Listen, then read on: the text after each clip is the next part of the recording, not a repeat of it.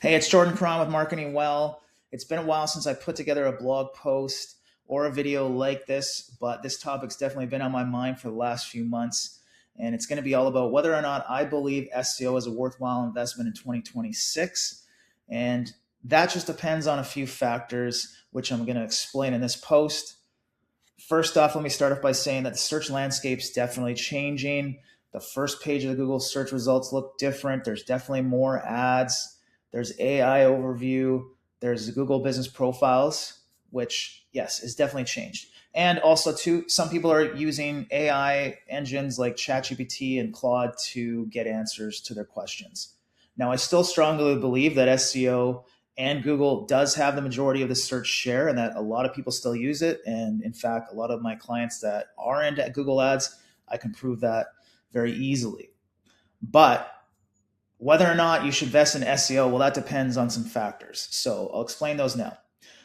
The reason why this is on the top of my mind is because I had a client reach out to me last week, or sorry, I should say a potential client reach out to me last week. And they said, yeah, hey, I'm interested in SEO. I need to do these things, this, that, and the other. So I took a look at their website, came back and put together this report, which I'm going to walk through in a minute. And looking at both their website and this report, I said, listen, I don't think SEO is a worthwhile investment because you're not even ranking on the first few pages of Google. So this report shows that it's done out of Calgary, and this is where the client's based out of. I went to their website, plugged in various types of modalities or types of therapies, plus, Calgary or near me, etc. And the report came back with rankings. So you can see our keywords in this column here, and then you can see organic desktop and mobile, which the results do differ. So we can see where the website's ranking now in those two areas. And then the local pack, which is just the top three, which I think is the most important part of SEO and something I'll talk about at the end of this video. And the local finder, which is the expanded results when you click to view more places. So looking at the website of this potential client and their search rankings, which will only show their search rankings if they're in the first 5 pages of Google, so top 50 results, and come back with a number. So if you see a dash beside a keyword, that means that the website or web page isn't ranking in the first 5 pages. So in this case, if we scroll down this list, we can only see a couple keywords where there is some rankings. So IFS therapy Calgary was one of them, and then somatic therapy Calgary was the other. So looking at this report and looking at their website, I came back to them. I said, listen, SEO is not a worthwhile investment for you in 2026. Now, the reasons why they're not showing up here, first off, is because they don't have separate pages, or I should say they didn't have separate pages on their website targeting each of these types of therapy. And that's something I talked about a couple of years ago, which I'm going to link to. So if you don't have separate web pages on your website that talk about a type of therapy or modality, you're really missing out on potential search share. So getting those done is the first step. And after our call, they actually did that. So they have these pages up, they're optimized for the type of therapy. And what I'm going to do is come back to them in 2 to 3 weeks, run this report again and show them whether or not they crack the first 5 pages.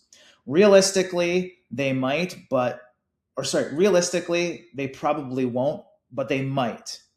And in that case, if you're not even on the 5th page, then SEO is just not a worthwhile investment. In fact, if you're not even on the 2nd or 3rd page, I don't think SEO is a worthwhile investment. So you can use this tool, which is called Bright Local, and run a ranking report for your website. There's a few others out there. Local Falcon is another one.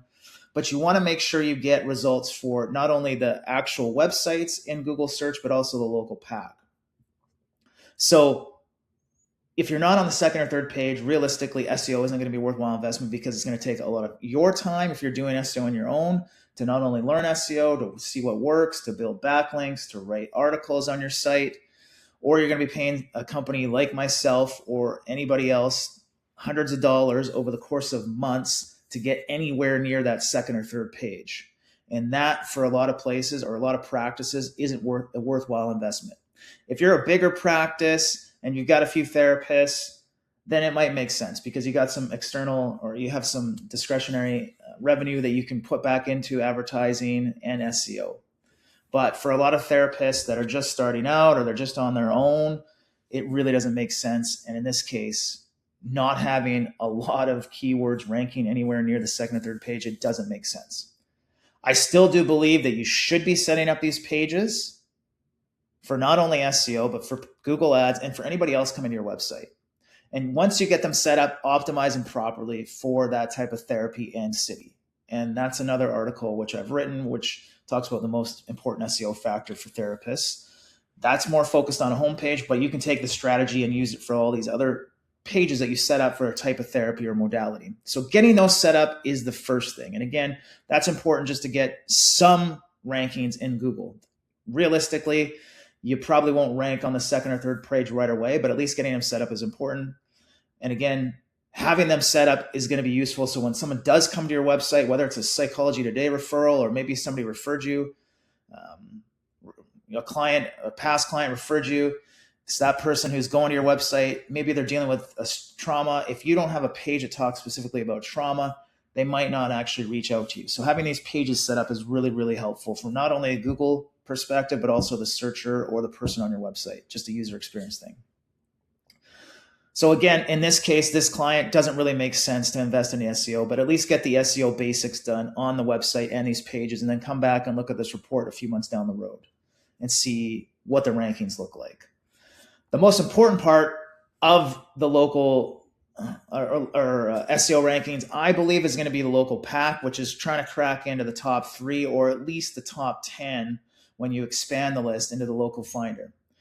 I've written an article already about what you can do to improve your Google business rankings, but some things off the top of my head that can help. Definitely getting reviews. I know reviews is sticky. You're not supposed to ask for them, but if you can try to reach out to some colleagues, get some reviews written that way, that's going to be helpful.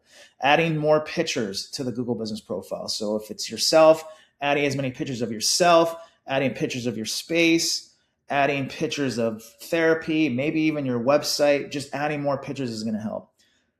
And one of the most important factors is really going to come down to the relevancy and the distance between where the person's searching from and where your office is.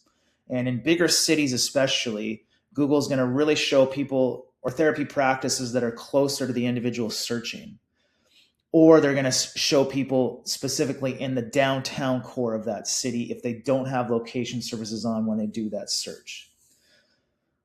That makes a lot of sense because, in bigger cities, a lot of people don't want to drive a half an hour one way to go do business with somebody. So they're probably going to find somebody closer to them. So relevancy of the distance of where you are and where the person's searching from has a big impact.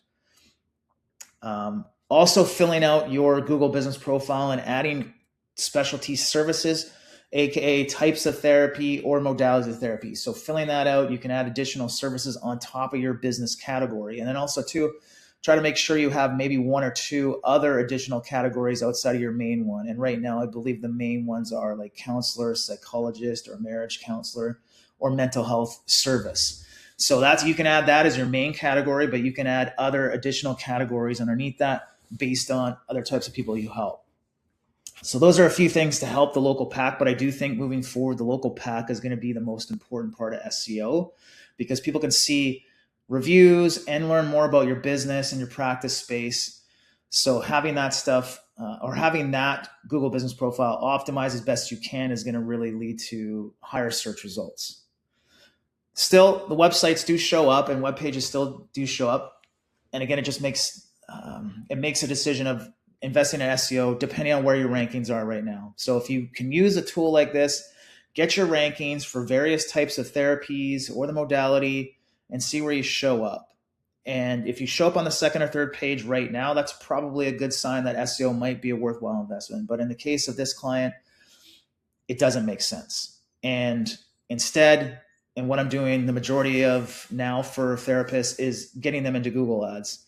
So just making sure that they can get traffic right away to their website, and it's high intent people who are looking for a type of therapy or a modality therapy, and getting them to my client sites and making sure that experience when they land on the website and web page is geared towards getting them to convert into a client in a paid session. So again, that's where I'm seeing the majority of the work that I'm doing now is primarily getting people into Google Ads because for a lot of cases, SEO is just not a worthwhile investment. And especially over the last 7 or 8 years, there's been more and more practices that are popping up that have been on top of SEO.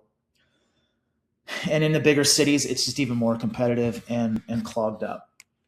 Now, you might be thinking that might be the case with Google Ads. Yes, there's more competition, but realistically, there's enough to go around.